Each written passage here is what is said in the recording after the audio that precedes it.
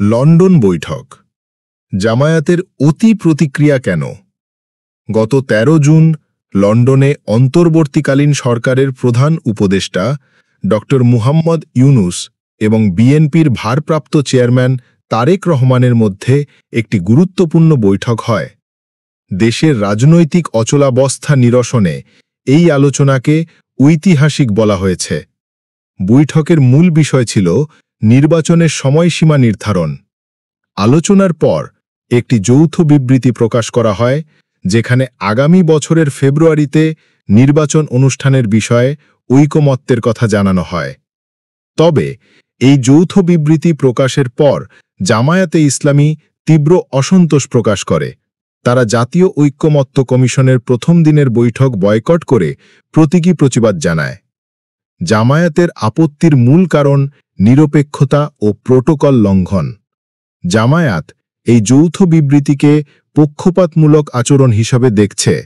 তাদের বক্তব্য, প্রধান উপদেষ্টা যখন একটি নির্দিষ্ট দলের সঙ্গে যৌথ ঘোষণা দেন, তখন তার নিরপেক্ষতা ক্ষুণ্ণ হয়। দলটি মনে করে, দুটি স্বাধীন দেশ বা সরকার প্রধানের বৈঠকের পরই কেবল যৌথ বিবৃতি দেওয়া হয়। একটি রাজনৈতিক দলের সঙ্গে আলোচনার পর এমন বিবৃতি দেশের রাজনৈতিক সংস্কৃতি এবং শিষ্টাচারের পরিপন্থী।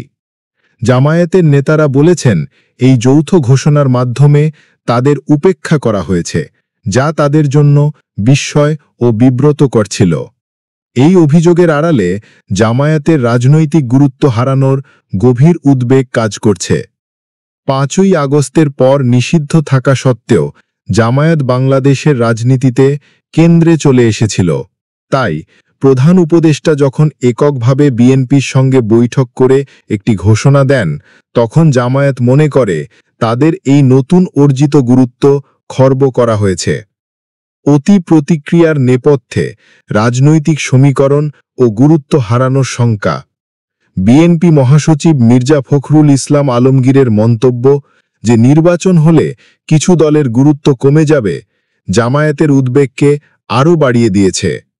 লন্ডন বৈঠকের পর বিএনপি জামায়াত সম্পর্কে ফাটল তৈরি হয়েছে বলে আলোচনা চলছে।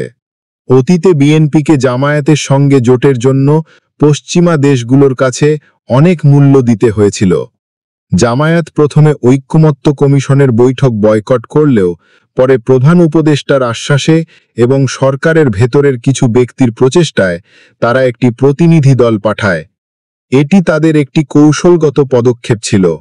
যদি লন্ডন বৈঠক বিএনপিকে সরকারের সঙ্গে একটি সমঝোতায় নিয়ে আসে এবং জামায়াত এই প্রক্রিয়ায় নিজেদের উপেক্ষিত মনে করে, তাহলে তাদের এই প্রতিক্রিয়া বিএনপি জামায়াত জোটে আরও ফাটল ধরাতে পারে। জামায়াতের নিজস্ব অবস্থান ও ভবিষ্যৎ কৌশল। জামায়াত স্পষ্ট করেছে যে নির্বাচনের নতুন সময়সীমা নিয়ে তাদের কোনো আপত্তি নেই, কারণ তাদের প্রস্তাবিত সময়সীমা ডিসেম্বর থেকে এপ্রিল মধ্যেই এটি পড়ে। তাদের আপত্তি কেবল আলোচনার পদ্ধতি নিয়ে। পর্যবেক্ষকরা বলছেন, জামায়াত নিষিদ্ধ থাকা সত্ত্বেও ৫ই আগস্টের পর তারা বাংলাদেশের রাজনীতির মূল কেন্দ্রে উঠে আসে। তারা নিজেদের প্রো-বিপ্লবী শক্তি এবং ইসলামিস্ট লেফট হিসেবে তুলে ধরছে, যা তাদের রাজনৈতিক দর কষাকষির ক্ষমতা বাড়াতে সাহায্য করে।